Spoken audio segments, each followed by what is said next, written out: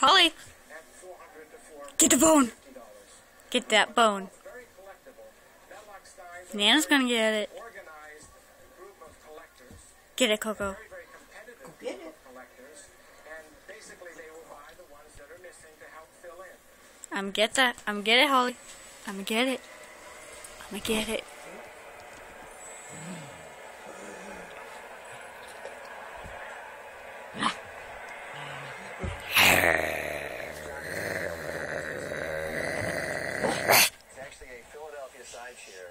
Sorry. About 1760 or so. I'm gonna get it, Holly. Has I'm all gonna get the it. attributes of the Philadelphia Rococo school, including this rocile shell with these volutes and ruffles and acanthus leaves, scroll terminals, strapwork splat with volutes flanking, and then this trapezoidal seat, which is supported on these acanthus. Oh my God, Nana. Look at Coco. Having a beautifully carved claw ball feet. It's actually a great example of the Philadelphia side chair, and you can see this beautifully. You are funny, Coco.